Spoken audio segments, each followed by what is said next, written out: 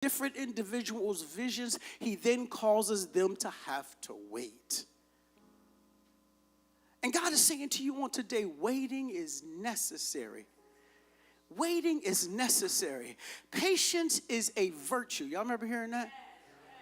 You remember hearing that? Patience, it's a virtue. The Bible tells us in James 1:4, it says this, but let patience have its perfect work. Patience is a virtue. Let patience have its perfect work, that you may be perfect and complete, lacking nothing. Waiting is necessary. Waiting is necessary. Waiting is important. God is working in your waiting. God is working in your waiting. Isaiah 40:31 says this, but those who wait on the Lord shall renew their strength. They shall mount up with wings like eagles. They shall run and not get weary. They shall walk and not faint. Those who wait. Tap yourself and say, wait. Those who wait on the Lord shall renew their strength. Those who wait on the Lord shall be mounted up as wings as eagles. They shall run and not get weary. They shall walk and not faint. Waiting develops character. It develops character. Waiting develops character. When someone learns how to wait, they can learn to be trusted. When someone learns how to wait, that's someone you can depend on. Waiting is necessary. Waiting builds character. Waiting allows us to be humble. Waiting will humble you. When you realize that I got to trust God and I got to depend on God and I got to wait on God, waiting humbles you. That you realize that it's not about my time, it's about God's time. And God, I'm going to trust you during this season of waiting. Waiting humbles you. Waiting builds trust in God. That you trust God while you're waiting. Waiting works. Tap yourself and say, waiting works. Romans 12:12 says this. Rejoice in hope, patient in tribulation, continuing steadfast in prayer. Rejoice in hope, patient in tribulation, and being steadfast in prayer. Waiting is necessary. And the last point I want to share with you is this. Not only is waiting necessary, so while you wait, but waiting is working. God is working in your waiting. And when we learn how to be patient and just wait on God, God is doing a work in your waiting. Tap yourself and say, he's doing a work in my waiting. When God gives you a vision, he gives you a vision and it will come to pass. But he is doing a work in your waiting. Joshua 1:11 says this. I know I'm giving you a lot of scriptures, but I want you to know that when God gives you a vision, you got to wait on it. And you got to learn in the waiting. For the waiting season is your greatest season to grow. It's your greatest season to develop. But what are the things you got to do when you're waiting? Listen, waiting isn't being still. Waiting is working. Waiting is just sitting around and just folding your arms and just saying, okay, God, whenever you're going to do it, whenever you're going to show up. Waiting is working. 23 years before I walked into the vision that God had given me. And that entire time, I worked under different ministries, under different leaders. And every time, my wife and my kids, they get frustrated because my kids are like, Dad, they're not treating you right. They're not doing you right. Because, see, they didn't know the vision that God had for me. And I can imagine my wife a number of times, because there was a couple of different appointments that some people come to me and says, what do you think about putting your name in to be a pastor of this church? And I went to my pastor and he says, no, I don't think you need to be doing that. And my family was getting frustrated saying, well, they don't see what God sees in you. And many of them just said, won't you just sit down and just be quiet? Won't you just sit down and not do it? You're doing all this for them. But God kept on saying, you keep on serving. And what God was doing was he was teaching me through the different leaders that I was under. showing me what I needed to do, showing me how to do it, developing for the things that I needed to do. Tap yourself and say, waiting is working. Joshua 1:11 says this, pass through the camp and command the people, saying, prepare provisions for yourself, for in 3 days you will cross this Jordan and go in to possess the land which the Lord your God has given you to possess. We know the story. 40 years, the children of Israel were just wandering around in the wilderness. And some would think they were wandering around. But in those 40 years, God was preparing them. He was killing some things off that needed to be killed off. How many of us know there's some stuff that still need to be killed off? There's some stuff that still need to be destroyed. Because the vision that God has for you, there's some stuff that you can't carry into that promised land. There's some things that God is saying you can't, those things are going to hold you back. You got to release those things.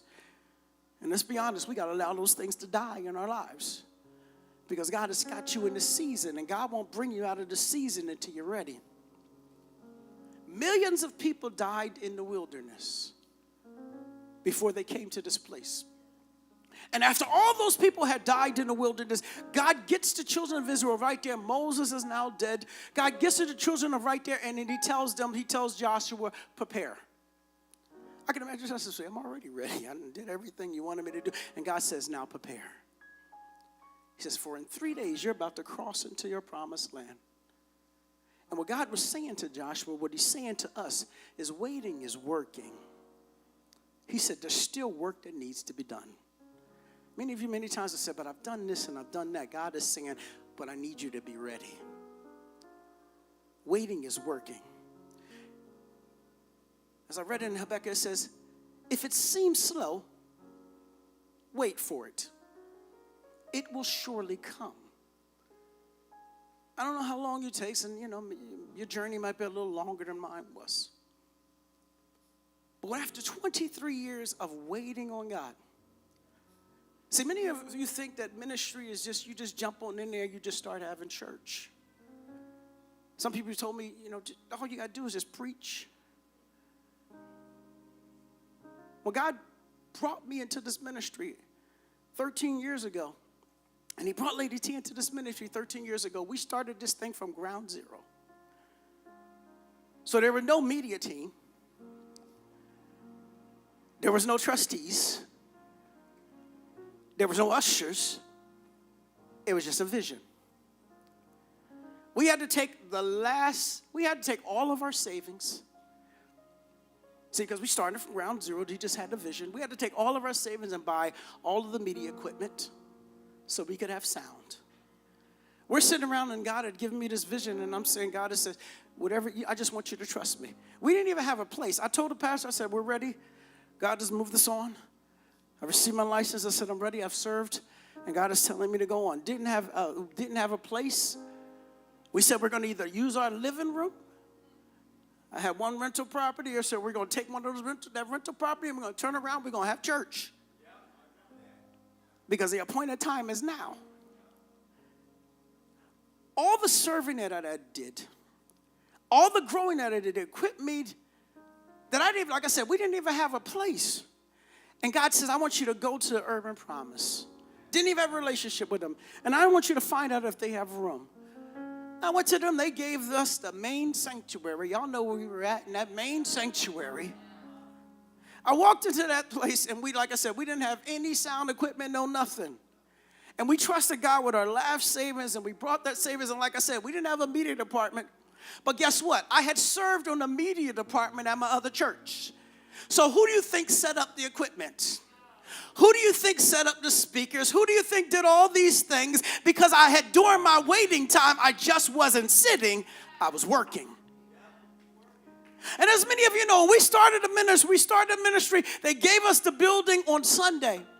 I would have to get all the equipment. It was stored in our third floor. We would have to get all the equipment. My sons, thank God for them, and my daughter, bring all the equipment down to my car, load it into my car.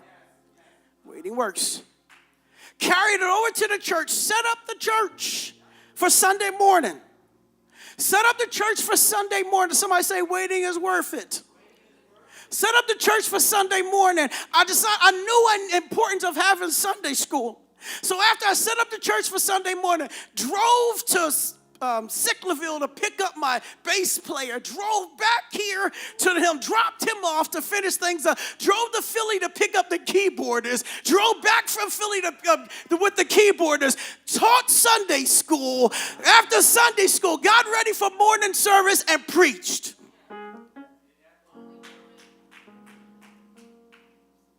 But I was already equipped. I had already taught Sunday school.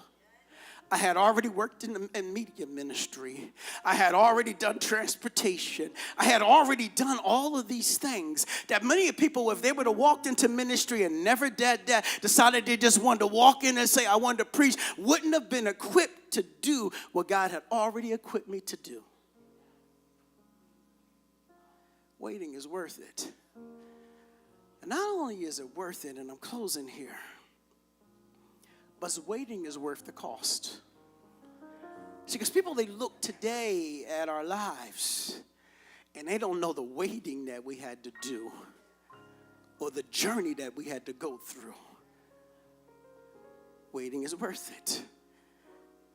And those who've been here for the 13, 14 years that we've been around, they know we used to have to set up the church in the morning, and after service, break down everything, load it back in the car, and take it back home. But waiting is worth it. And when it came to finding a new place, we weren't being pushed out of Urban Promise. We were growing out of Urban Promise. And we said we wanted more. We came to find a new place. We were running around, looking around Butler. We're looking around all the area. Y'all know I work for CVS. I had this store, had the rest of the stores in the area. I'm driving by. We're looking for a place, driving by. And I was leaving the store one day, and God said, open up your eyes. And right there in the grass was a sign that says for rent. Waiting is worth it. Yeah. I've had this area for years. Drove by this site for years. They said this place had been up for a while. Sister Olga's right there. They said this place has been up for a while, waiting on somebody to come and lease the place. It had been up for a while. And I'm driving by. But how many of us know God has an appointed time? And when he realizes, when he thinks you're not ready, he's not going to open up your eyes to it. One day he just opened up my eyes and just seen.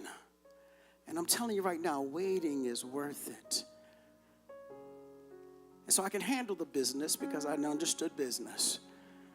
I can handle some of the stuff that I go through because God allowed me to go through it. What I'm telling you right now, your waiting season is worth it. Your waiting season is helping you to grow. Your journey during a waiting season is more important than when you walk into your vision. And God is saying right now, you got to change your perspective on how you see it. Tap yourself and say, it's time to grow. Yeah, learn what you need to learn right now. Because when it moves, when it comes, it's going to come rapidly. Tap yourself and say, when it comes, it's going to come rapidly. Yeah, and you got to be ready for it. I want you to stand to your feet. God wants us to live an effective life, and no matter what season that we're in, no matter what the season, look at your neighbor and say, no matter what the season, yeah, grow in it, to be effective in it. Be effective in that season that God has you in. And so God is telling you right now, is there's anything that's in you that is hindering, there's anything that's in you, that God's telling you right now that we got to surrender over to him, because he's going to keep you in that waiting season until you're ready for it. God is saying to us right now, it's time for us to get ready. So if there's things that you've got to let go, there's things that you need to surrender over to God, if you just need to be able to say, God, help me to trust you even more. Help me to discern my waiting season and value the waiting season that I'm in, God. Help me so that I can be more effective.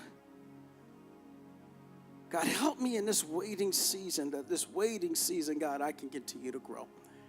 We're going to open up the altar. If you desire prayer on today, I want you to come to the altar so we can pray with you. And most importantly, we know life is so short. If you do not know Jesus as your personal Savior, come on, I need you to come so we can pray with you. That you will desire to want to know more of Him and get closer to Him and have a relationship with Him. Come so we can pray with you. Whatever you need, God says you don't have it because you don't ask for it. I want you to come asking for it. I want you to come asking for it. I want you to come expecting and believing it's going to happen. It's going to happen. Somebody say it's going to happen. Yeah, God, help me to wait. Help me to wait. God, help me to wait for it. Yeah, and it shall. Value this time. Come on. Let's come believing. And let us begin to pray.